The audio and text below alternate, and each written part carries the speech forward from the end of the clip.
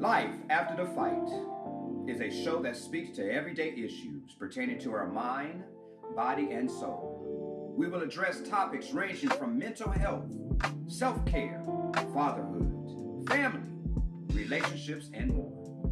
Our goal is to encourage listeners to keep fighting through the obstacles, challenges, and struggles. The focal point is simple: seek a fresh perspective, become teachable, and improve your overall health and wellness. If you're craving more growth and development, this podcast is for you. Ricky, it's good to be back, man. Yes, what's up, man? Hey, not much, man. How's your week been? Busy. Tell me about it. Give me a quick Just synopsis. Quick synopsis, been a lot of graduations. Okay. Had some friends, kids Okay. that have graduated. Isn't that funny? Yeah. People you used to hang out with when you were Man. kids, and now they got kids. From high school and college, and you had some proms of some, friends, kids as well. So, Okay. just supporting friends and family, man. But it's interesting, man. I went to this graduation at the university, and it was Cal State Dominguez Hills, and it was amazing to see the diverse group of people that were graduating, but more importantly, there were a lot of people that were graduating cum laude and magna cum laude. Wow. So And they actually studying. I mean, no, it was like half the graduates were either some laude. And I was like, Okay. I've never been to a graduation that it was like half the crowd, half the graduates were some honors. And I'm just like, but it was a good thing because No, that's great I because I'm said, thinking when we were going to college, people we man, graduated please. with were only concerned with lottie dottie. Lottie because we party. You know what I'm saying? So that's so So I was no just cum I was just laude or like nothing. I was like, wow, but what was good though was to see the president of the university Okay. as well as the chancellors and the deans. They all had so much pep and encouragement because they walked into music Okay. and they left the procession through music and they Okay. were dancing and grooving. And I was like, this is a really cool setting because I've never seen, like when I graduated, I didn't see our president and chancellor dance. They was just so stoic and just ready to just, Serious. yeah. But this administration, they was just, what I'm saying is it was a good setting and it was good to see people, family and friends coming out to support, Enjoying enjoy themselves, That's good. That's good. and because I tell you all the time, support the young people in whatever they're doing because you don't know how much impact that's going to have on them moving forward. Because you and I both know, being college graduates, the real world don't start until you actually graduate. Yeah. Because once you get that diploma, now you got to be an adult. Yeah. That's when, as the new term they're using now, adulting occurs. Yeah, adulting. Yeah, that's like That's so funny to me. it's been around for so long. It's like, adulting. yeah, but we, when we were young adults, Yeah. we had a whole different mindset and perspective. And so now these young people, the world's a lot different now than it was when we were growing up. And so, I'm glad you're saying that because that's going to get on. You're touching on our topic tonight, Mhm. which is under the umbrella of life. But the question that came to me over the past week was I was thinking about this. I gave it some real thought. Life. Are you here by choice, by force, or invitation? Now, when I say that, I know it's probably going to be a very ethereal, place to go for a lot of people, especially our listeners. They're probably thinking right now, well, where's he going with this? I'll Mhm. tell you as we go on, but I want to give you the opportunity to jump in and tell me what you think about it when I say choice or force or invitation. Because now that these kids they're not kids anymore. They're Nope. going into their adult lives and Yeah. they're going to be selecting jobs, careers, or what have you, and trying to discover who they are and what they really want to do. Mhm. I think it's very important that we define what we think of life, what it is, Yeah. how we want to navigate it. Because if you can't define what you want to do and where you want to go, then you have, in my opinion, no real clue as to what you're even looking for. Exactly. So that's why I say, are you in life by choice, by force, or by invitation? Now, before I could delve into where I'm going with this, just tell me, without even being able to research my mind, because we Mm. didn't talk about this. No, we didn't. What do you think about that as a topic? Well, honestly, the first thing that comes to my mind is understanding one's purpose, first of all. Okay. And that goes into what you were saying about the three um, topics of choice, force by or invitation. I think that a lot of young people today struggle with identity, Okay. and when you look at identity, you look at as I identify with what I'm comfortable with. Does that have to do with influence? Does that have to do with um, someone forcing themselves on you as far as thoughts Mm-hmm. or ideas, or have you been raised in an environment where everything has been planned from birth till now? Like, you have some parents who they have their kids' life planned out for the first 18 years. Okay. They already have a college fund. They already have, what sports that they're going to want them to play, what programs and extracurricular activities. So you have parents and families that do things differently.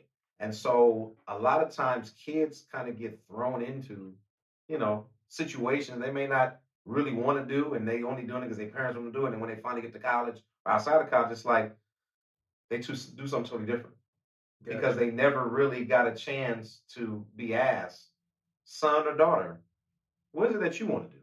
But Okay. what are your desires? What are some of your interests? And so a lot of times kids don't know. So when you see kids through college and they get out and they do something totally different, you're like, what the heck? Well, yeah, because that's what they kind of wanted to do, or that's what they kind of felt they needed to do to show and prove that they have some choice in life to do what they want versus what their parents want them to do. I'm glad that you without me saying anything. Now I'm going to explain to you where I was coming from this. Okay. With this. The thought came to me. It's two words. It's nowhere and now here. Mm. You didn't come from nowhere, but you are now here. Yes. So you came from somewhere. Mm-hmm. So my thought with that was before now I'm going with understanding we're all spiritual beings living in a tangible, tactile, physical world. Yes. So before you got here, in my mind, you were in, some people want to call it heaven or another place, whatever you decide you want to liken it to be. I was thinking, did you look at life on earth as a spiritual being and say, that's where I want to go? I want to experience what those people are doing down there. Or was it from your creator a task you were given, and you were forcibly placed in this realm of earth to see what you can do with that experience? Or the third option, was life so enticing to you from a spiritual perspective that you saw it and you went, if life invites me to come join its domain, let me go down there and see what that's really like. So that's where I'm going with that. Are you here by choice because you saw it and you really wanted it, or by force because God, your creator, or whatever you want to call it, said, hey, I'm going to immerse you in that and see what you do with it? Or did life see something interesting in your spiritual being and invite you to join the physical world? Well, that's a very intense conversation that can probably turn into a book. Oh, I'm sure it could. Yeah. That's why I decided to bring it up. So for those, because first of all, audience who are listening, again, the purpose of this show is for you to take what we're talking about and expand your own beingness. Think for yourself and see what are the possibilities, not just possibilities, the endless possibilities of life, understanding, and thought. Because most of what you're like a computer. Someone downloaded all of their software into your hard drive. And now you're living based upon Yep. that programming. That's But good. what I want to do here is give you something where maybe you decide you want to start programming yourself based on the things that you are discovering through your observations and not through the lens of someone else. Yeah. That's all.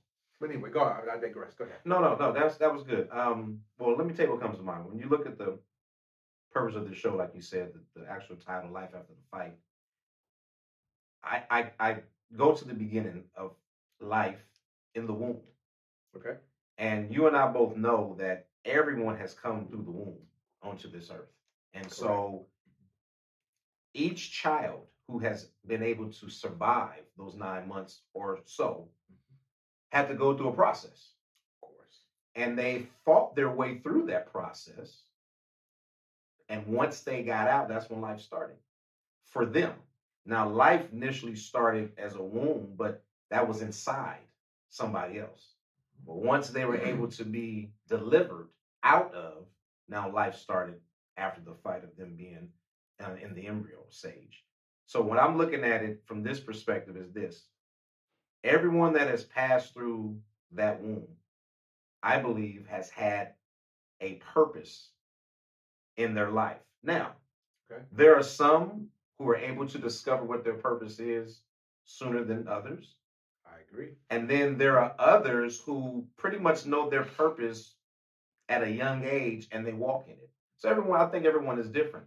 But for those individuals, and I believe this is the majority, for those individuals who struggle with knowing their purpose and don't really get a chance to totally understand it until their adulthood, I think that they tarry with different ideas because they have different interests.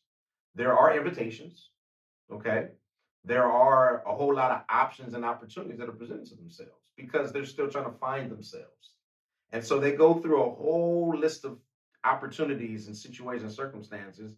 And I just believe that every individual has a process, whether it's at the beginning of their life, whether it's in the middle of their life, whether it's, somewhere in between. But I just believe that the average person does think about those things based on what their life is at that moment. Like, I was seeing a lot of students at that graduation.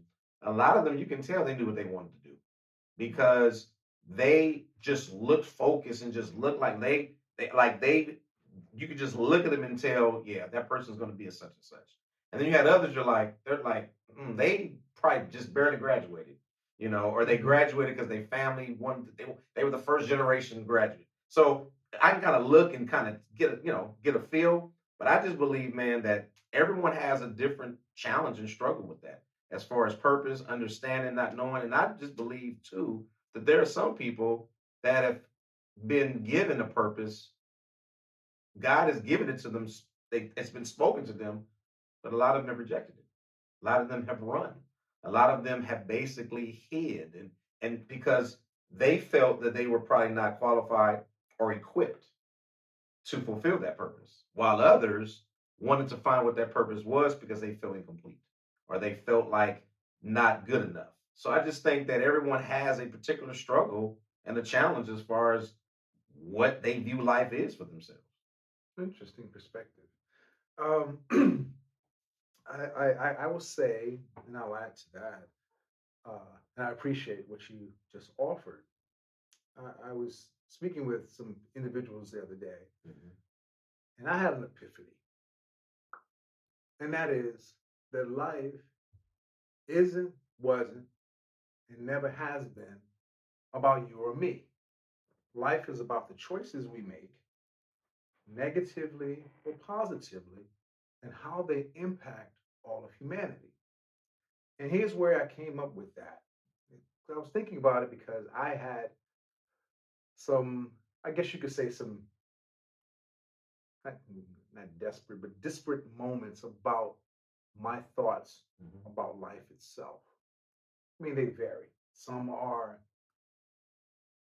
yes, you have free will, Mhm. but your free will is based upon you follow the plan that was established for you, Mhm. or you get frustrated bucking against it the rest of your life. Yes. Yes.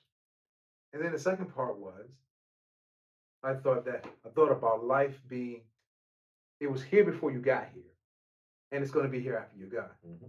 So you get with life's program, and you try and figure out your place within the program, and find joy and happiness in this life. Because there's so many people who are frustrated and disappointed because they simply, in my opinion, think life evolves around them. Around them, exactly. And if you think that life evolves around you, then you will be frustrated, Yes. disappointed, and feel like, why me? And you get yourself in a place where you feel like life is not happening for you, but to you. Mm-hmm.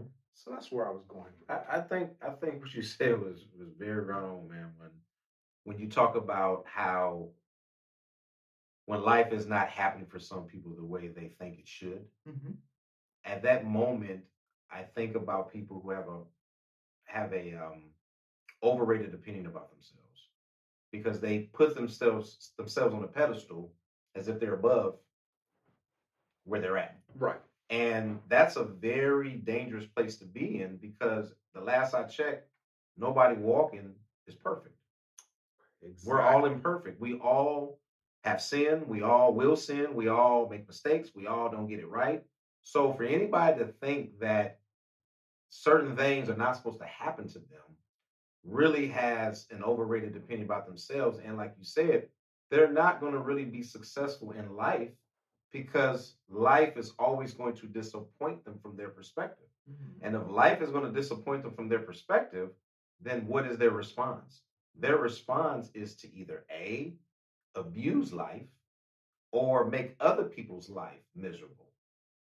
And so, and I've seen that. I've seen people who are so unhappy with life and how it has, affected or impacted them that they spend so much time trying to do the same for others. But let me ask you this. Do you think those same people look at the fact that they're responsible 100% for their own choices? I don't think so. I think that, how about this? It's easy to put the blame on somebody else, right? Of course, Because but you even that is a choice. yeah. But think about why they choose to do that. Because they don't have to deal with it themselves. They put it on somebody else to deal with it. If you really look at it, the average person who has issues with just life and people, they actually have issues with themselves. And they don't really want to dissect or dive into why they don't like themselves or don't like the way things are happening. Instead of trying to find the whys and the what fors, they try to then put it off on others so they don't have to deal with it.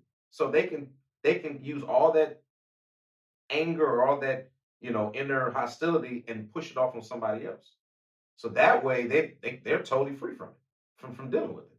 People do that all the time. It's interesting because and this will be a story I'll tell you. A young lady I was speaking with the other day, she was telling me, she said, well, I appreciate you saying to me about the choices. She says, but what if I do all that I know to do in a positive way, only to get a negative response and so forth from individuals that I'm trying to do my best for? Mm-hmm. She goes, how does that apply? I said, well, you're only responsible for your choices. Mm-hmm.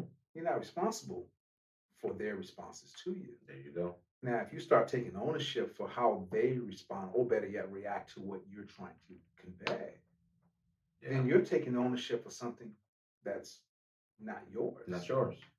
Yeah. So you cause yourself undue stress, unnecessary problems, because you're taking on ownership for other people. Now, stay in your own lane, be responsible for your own choices. There you go. And your life will be better for it. Yeah. And she looked at me, she goes, oh. I said, see, what you're doing is you're getting into that other person's vehicle. Yeah. And you're trying to help them navigate and drive their car. That's not your responsibility. Trying to hijack their life. That's your responsibility is only what comes out of you. Yeah. Let the rest fall where the chips may. So you know what that reminds me of? What's that? It reminds me of people who have they feel that they need to be in control of everything outside of themselves. Right. And that's what causes frustration, Exactly. disappointment. Exactly. Because think about it. If you and you, we can just look at ourselves, you and I. Right. Of course. If I just take the time to look at myself and how much I need to get better control of, I don't have any energy and time to be thinking about nobody else, man. I No. really don't, because I'm so consumed in trying to get this thing right for me. Right. I don't have time to be thinking about he, she, or them. I really don't. But you got a lot of Exactly. people who put themselves to the side because they don't want to deal with themselves. They don't Right. really want to know the truth of who they really are. And they go ahead and spend time controlling other people and trying to be responsible for other people because in their mind they feel like, well, I need to do this or they need me. And no, you don't need to do nothing but worry about yourself. Well, that's why I think reality TV works so well. Oh my goodness. Especially the Real Housewives of any given city Man, out there is $1 billion because industry. people are more interested in other people's lives Yes. than they are their own. Definitely. Which, now that I think about it, is a huge distraction Definitely. from your own life. Which also says to me that because of that distraction, you in some way have devalued your own life. Yeah. Because if you can talk about what's going on, the Real Housewives of this, or the moms and daughters that, and whatever, Yes. what you're telling me is that everyone else's life is more important than your own. There you go. So when I'm having a conversation with you, I need to hear about what's going on with your life. What do you find valuable about yourself? What are you interested in for you? Mhm. Because Yeah. last I checked, time flies even if you ain't having fun. And the last thing you want to do is be in search of a better life only to conclude with a bitter life. Yeah, that bitterness piece is that's something that continues to grow each day that you entertain it. And a lot of times, man, you have so many people that I've learned they're glutton for punishment and for self-sabotaging. Like Why do you think that is, though? you know, man, that's one thing I can't figure out because I'm gonna tell you why. I can't really see a person not wanting something positive and good happen to them because positivity and goodness is what keeps you motivated and makes you feel good. So if you're doing things to sabotage that, then the question becomes mentally, where's the disconnect coming from? Does it mean that either A, you don't feel confident within yourself, maybe you don't feel secure within yourself, or maybe you don't feel worthy of getting what you deserve. So since you don't feel everything's feelings, since you don't feel those things, you'll just basically try to do everything possible to prevent those things from happening. Do you think we live in an ADHD society? I think that yes, we do. I think that And let me substantiate why I'm saying Okay, that because I just made an observation. I'm Mhm. having lunch with, let's just say, a group of colleagues, Mhm. individuals. Some I do know, some I don't know. And as we all get served our lunch, we're all eating there, and I'm saying how good my lunch is. Two people are saying, "Well, this is good, but I'm looking forward to dinner, man. Let me tell you about what we're gonna have for dinner."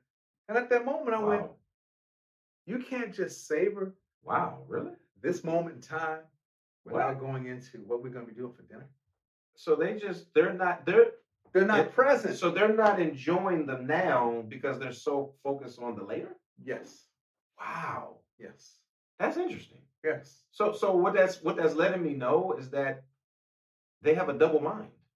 Well, yeah. That's a double-minded person because you're so focused and concentrated in the later and what's happening down the line that you've not even engaged in the now, Well, in then the you present. then you have other people who will say, "Well, let me tell you what we had for breakfast." Uh, We're okay, at but lunch. we're at lunch. We can't Dude, enjoy lunch that stuff is in the in past. the past. And then you got So folks people live in the past, in the past, in the future, and very few, if So ever, their any, minds are going, are man. living right now. Listen, their minds are constantly going like the earth does on its axis. Yes. Their mind is, it's like constantly, it's like it never stops. It's like going and going and going. And you know, that's a sad place to be because that means you don't rest. Ever. If your mind don't rest, you don't rest. No. And that's dangerous because you're not getting enough oxygen and blood to the brain, Nope. and you're not getting enough rest. And maybe that's why the lack of thought is there. Yeah, but let me I want to say this, man, and I've been guilty of this in the past, and it's not because of me not valuing life or anything like that, but the power of influence is very influential. If you're around the Like that wrong, double entendre that you just did. you like that one? You like that one? When you're around certain groups of people, Yeah. it's so easy to be influenced because you find yourself engaging in the conversation, not knowing what is coming next or what's going to be coming later. And then you find yourself caught up in the conversation as you are participating in the conversation. And then all of a sudden, you have all these different thoughts and ideas. And even though you might have heard it and, understood it, Right. it probably didn't set in until later on when you left the conversation. On your way home, driving home, or when you get home, you're like, I just thought about what the old boy said, old girl said. And then now you're starting to think about it, and then it weighs on you because whatever it said was heavy. I've been guilty of that. And then I find myself feeding into those thoughts, not knowing how now it's impacting my actions and how I'm doing things. And I'm like, ooh, the power of influence is very influential because you can find yourself thinking or breathing other people's thoughts when they're not even yours. Because, again, our minds are so impressionable. So we find ourselves sometimes saying something that somebody else said. You know how we use certain terms and Of course, because we're impacted yes, by what they. We're constantly imitating life. Right. And as we're imitating life, we're finding ourselves doing things that other people are doing or seeing other people saying. We're like, wait, what? Did I just say that? Like that's why we got to be mindful not to be part of the imposter syndrome. There you go. Yeah. So check this out. There have been times that I caught myself. I'm like, oh no, it's not even how I get down. That's not how I think. Like what?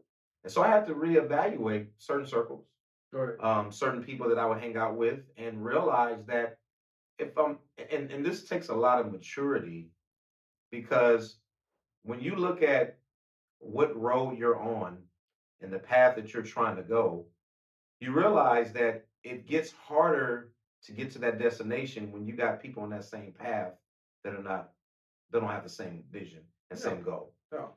So because everybody can't go with you. No. So therefore, everybody don't need to be on your same path. No, they don't. I mean, that's why I like to call it in the journey of life, we encounter other travelers. Yes. Some are short term, some are long term. Long term, yeah. Some we divide and fork in the road.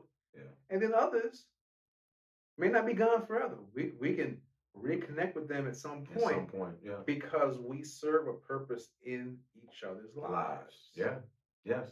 So, and if you don't, and this is the thing, this is what I would tell people from time to time. Because a lot of people come to me and says, Rick, what do you think about, such and such? I've been, dealing with this person, blah, blah, blah. And I just feel like every time I finish talking to them, I'm drained.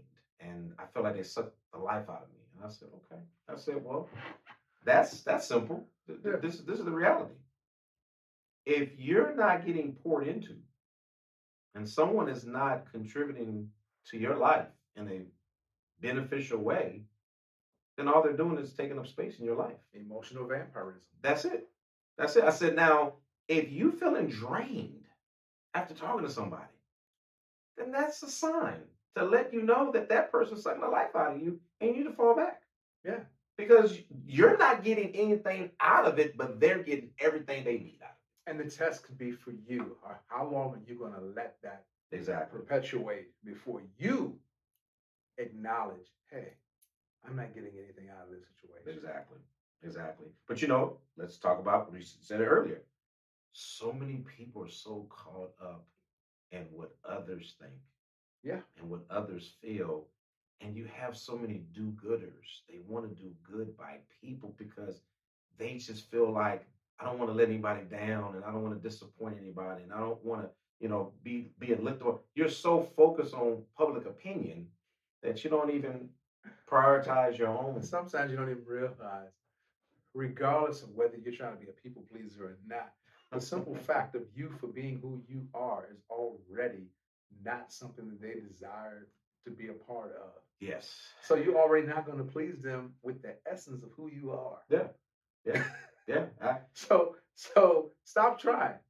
I Just be who you are, and you will attract the people who are supposed to be in your circle. Yeah. And conversely, you will repel the people who aren't supposed to be there. Yes. So being who you are in yourself Yes. is actually way more beneficial Yeah. than trying to appease what I call the masses of the circle you think you want to be a part of. Yeah. Because even if you think you want to be a part of that circle, and you get there, you realize that there are people who are diametrically opposed to the essence of who you are. Yes, they are. Run.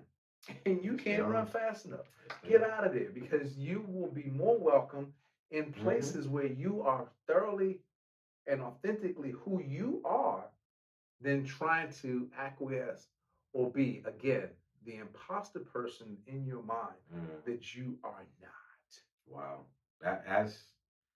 Man, let me tell you something. I have learned some valuable lessons in dealing with people who make it their business to suck the life out of me or try to gain so much from me and then in return had nothing to get back. And I find myself drained and get frustrated and irritated when I talk to them. And then I realize, this is just not going to work for me because I shouldn't have to be drained when talking to someone as if I worked a 9 to 5 in their purpose in their life. I agree with you there. Although, full disclosure, I've been in situations with people like that.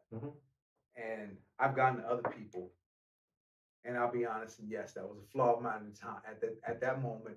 Okay. I complained to other people who were of the same mind and ilk as myself, only to be chastised by those people and say, hey, George, you had a choice in that. You didn't have to give of yourself in that way. Oh, most definitely. I totally And agree. I said, you I know totally what? agree. You're absolutely right. I totally agree. What I realized in those situations was I was there to be their blessing and benefit, even if I got nothing out of it, because someone was going to bless me on the other end, whom I didn't know. Yes. But I was going to be fulfilled and blessed somewhere else. Yes. So in some cases,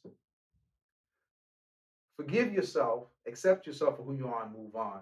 Don't beat yourself up for being that person, Definitely. who blessed that person, who fed that person. Because in some cases, that was your purpose at that moment. And but see, that's the thing. I later accepted that because let me tell you what I did. I had to go into prayer about it.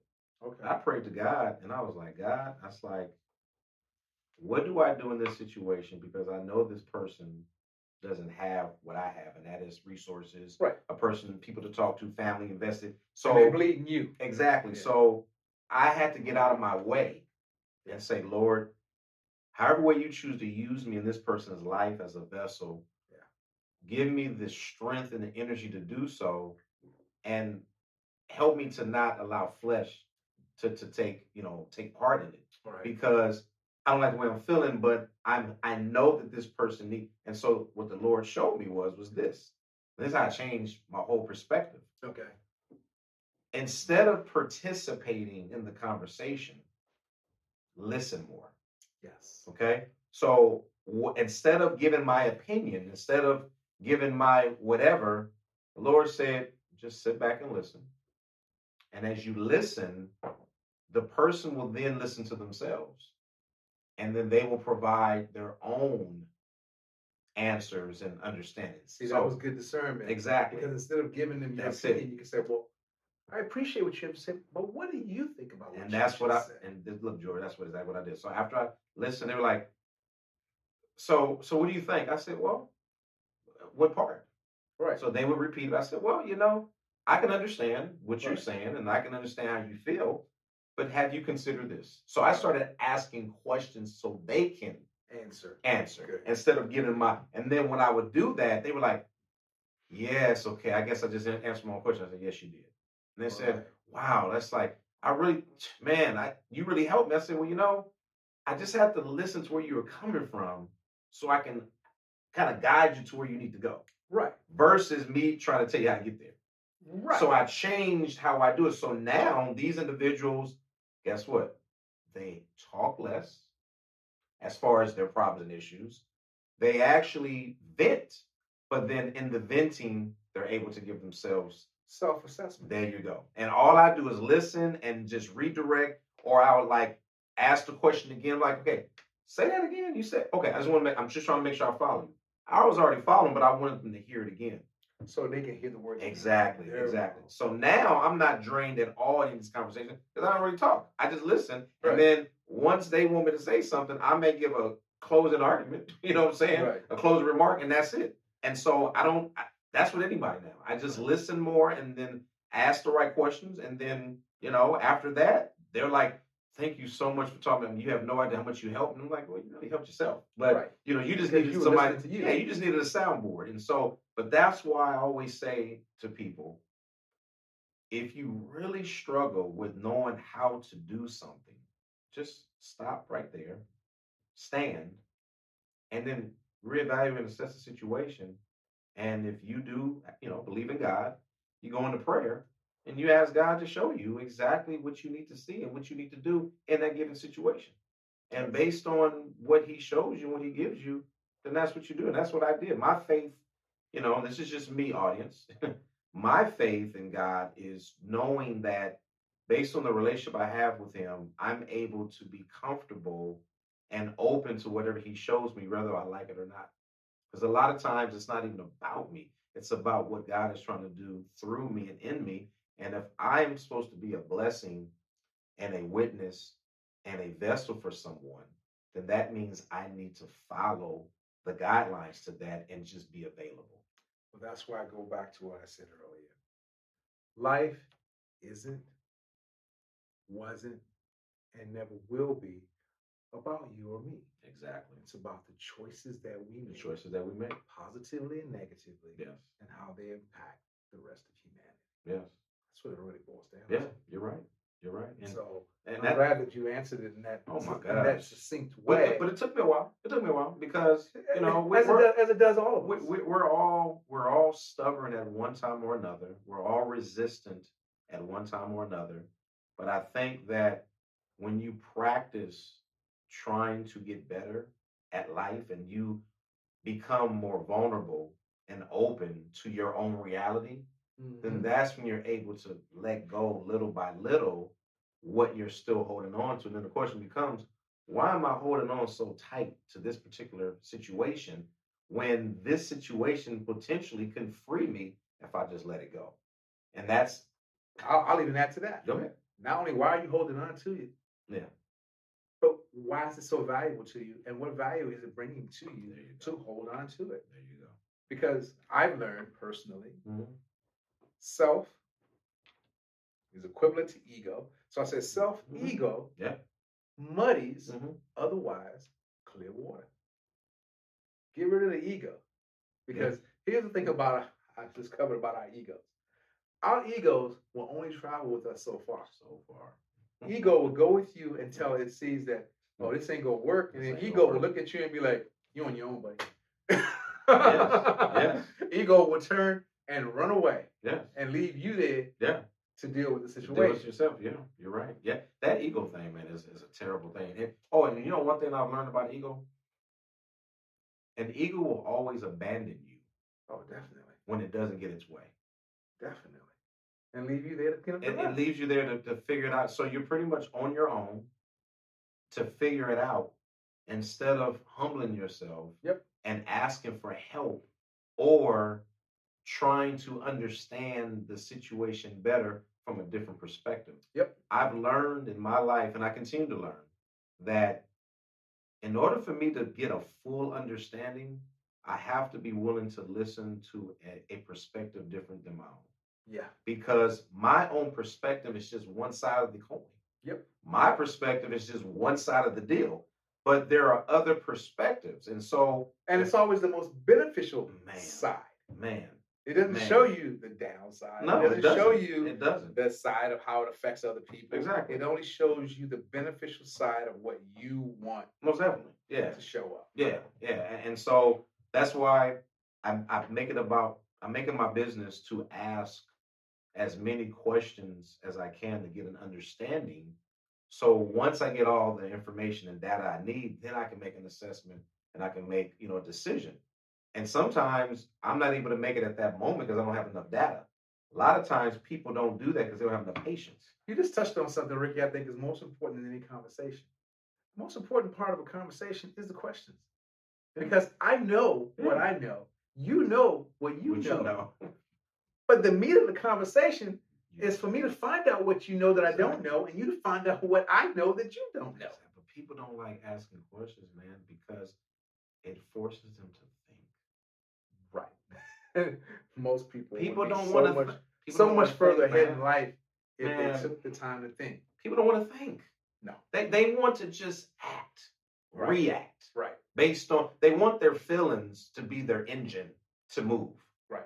And I'm like, well, how are you going to move without knowing where you're going? How do you get to the where without understanding? Right. That's just like a map. Okay, GPS. Yeah. If you're putting on the GPS, it's because you don't know where you're going. I can tell you to go to San Diego all day long. If I don't give you directions, you're not gonna get there. But hold on, but listen to this. Listen to this. You put the GPS on, right? Yeah. And you still don't follow it. Right. So what's the whole purpose of putting the GPS on? If you don't follow you put the GPS on so it can give you step-by-step directions on how to get there so you won't get lost. But if you can't even follow simple directions, yes, then you're going to miss your destination. Another thing. Never ask a question if you really don't want the answer to. Totally agree. Oh my God. Ask questions for no reason. Like, well, I just told you the answer, okay? And then you're gonna debate me on the answer? Man. Then why pose to me the question? Man, let me tell you something. When it deals with women, and yes, I did say women audience because I love the female race. I just love the female race because of what you bring to the table and how you force us men to really be men. Be stand-up men. However, I do believe that women in general have a hard time with accepting what they're asking. And I'm not here to ruffle no feathers, but what I think you already have. Well, let's go with it. No. But I'm going to tell you why I'm saying this. A lot of women, I think a lot of women will agree with me on this one. Your feelings and your desires want to know what your mind is not going to really be able to handle. Okay. Because once you get in your head the answer, then your mind starts going and you start going. And before you know it, it starts to impact your heart. For example, you want to ask me something that you most likely know the answer to. Okay. So what I've learned to do instead of, because I used to lie just to kind of save feelings. Mm-hmm. But what I do now is, and I learned this from you, my big brother. Okay. I've learned. How you gonna throw it back in my life? Yeah, because you taught me this. You older than me, so yes, I gotta give you props. I gotta give you props publicly. All right, so props and a lashing at the same time. Okay, you got it. All right, I'm good. I'm here for it. So this is what I had to say. After the questions have been addressed, towards me, I would ponder for like 5 seconds, and then I'll say, well, before I answer this question, I want to make sure that you really are prepared for the answer. Yeah, that came from me. Yes, that's exactly. You really now I'm not gonna lie to you, but I just want to make sure that you really are prepared and can handle the answer no matter what it is, because you can't really hold me responsible for something that is. Right. You really can't. Right. Now, I'm giving you opportunity to think about this, because once I give you this answer, It's up to you now on how you handle it. Right.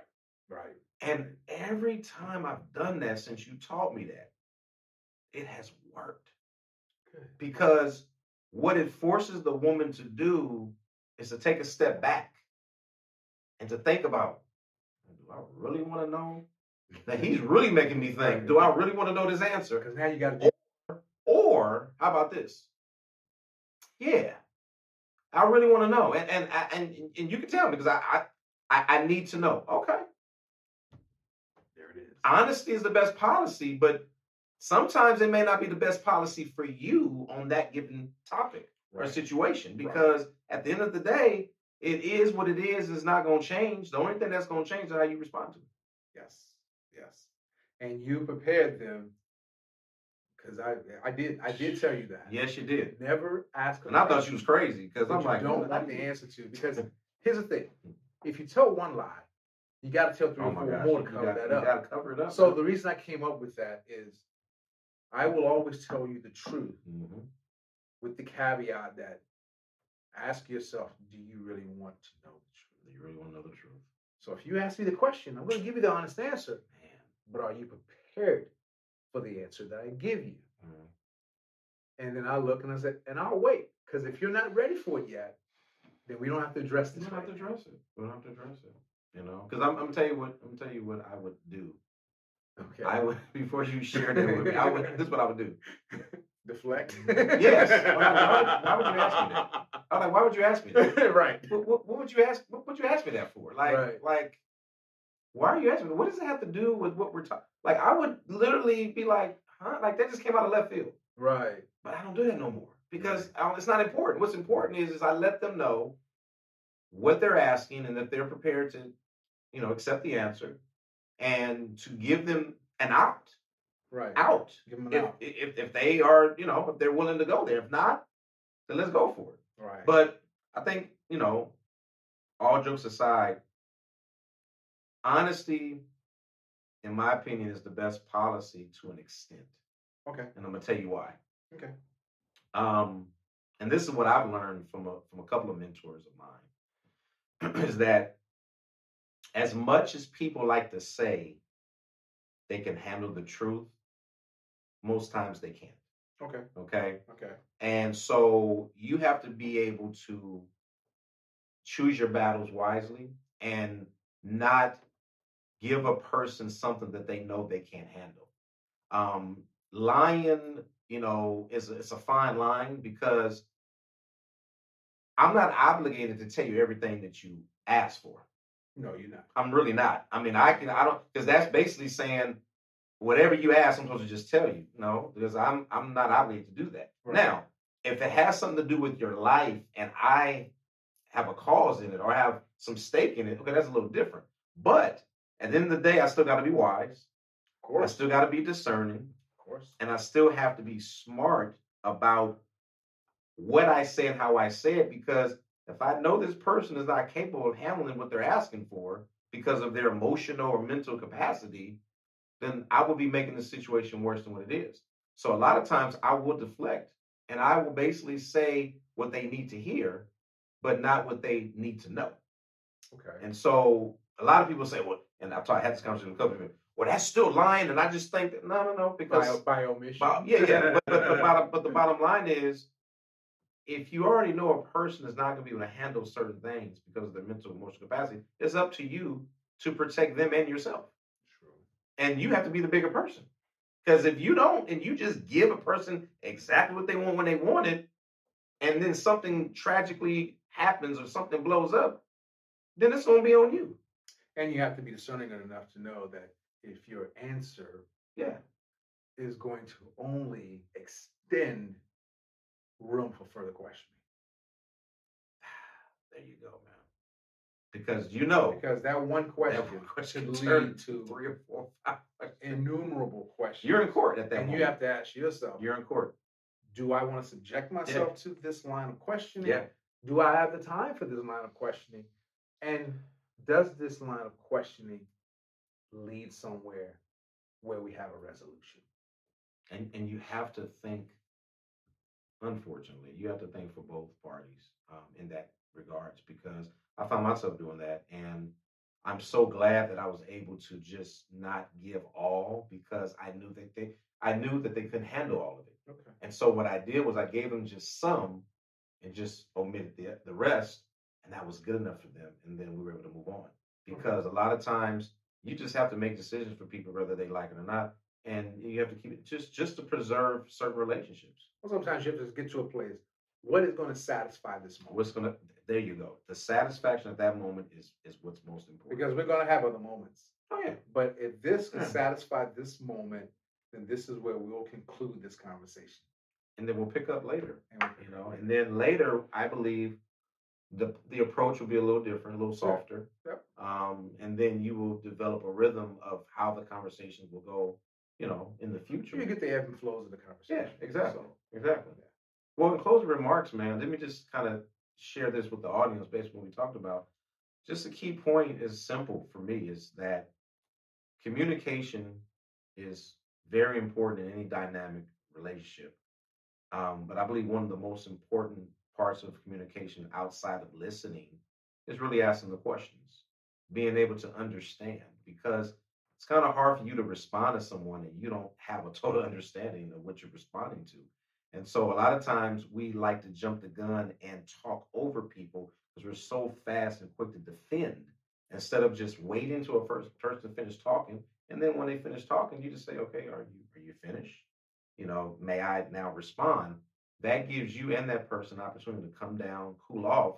So when you're ready, you can go ahead and begin with either a question, so you can get some confirmation, or B, you can go ahead and respond. What I like to do, and I learned in therapy because I love therapy. I tell people right now, I've had over 40 sessions of therapy with three different therapists in my life. And one of the things that I learned in therapy was when you're having a conversation with someone and it's a meeting of the minds and the emotions and the feelings are on the table, you have to give that person the opportunity to speak their mind and just let them have it. And once they're finished, the first thing you say is, are you finished speaking? Because you want to give that person opportunity to, they got a little bit more to say, that's their time.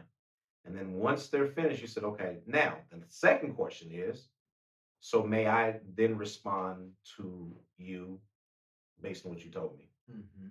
And then wait for them to say yes or no. And then once they give me the go ahead, then I begin to not just go into it, but the key part that I learned was to summarize what they told me. That's good. So the summarizing is, okay, so I want to make sure I heard you clearly. So you said blah blah blah blah blah blah blah, and you said this and this. Am I correct? Yes. Okay. Because you want to first show that person that you were listening. That gains credibility in the conversation. Once you're able to summarize what they said so they know that you were listening, then you go ahead and respond to that. And I noticed that every time I do that, George, whatever that person was up here, they automatically come down because I took charge of the conversation without them not even knowing it. Because I let them know, first of all, I'm going to give you your chance to speak, and then I'm going to ask permission if I can speak, and then I'm going to summarize what you said, and then once I get you out the way, then I can come on in. That's good. I like that. I'm going to conclude it with this, and I'm going to put a ribbon and a bow on it for the audience and say Okay. this. With all that we said, I want to go back to the initial topic was, did you ask to be here Mm-hmm. through a choice, force, or an invitation? Yes. And the reason I go back to that is I want you to ask yourself in your life, Mm-hmm. when you have your highs and your lows, your accolades, or a great word people are using right now is what they're grateful for. I want you to also keep in mind the gratefulness that you're expressing in those moments that you're complaining. Because you got here because you chose to be here, you were forced to be here, or life extended an invitation to allow you on this plane of existence that we call physicality, earth, and things that you can utilize and exercise your senses: touch, smell, taste, sight, and hearing. things that spiritually you have no access to except for in this manifested, tangible world. I'll leave you with that.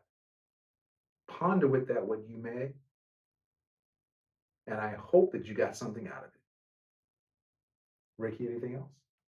Yeah, man. I mean, I just think that in addition to what you said, strive to know your purpose in life so you can actually experience fulfillment. Because I don't believe that you can actually have fulfillment if you don't embrace your purpose and actually walk in it. That's just my thoughts. So we had different thoughts. Listen to them both. Yep. Do with it what you will, or throw it away. There you go. The choice is yours. Life Until after the next fight. time. Life after the fight. There we go. We'll see Ricky, you it's next been fun. Oh, yeah. Until next time. Till next time. All right. We're out. Yep.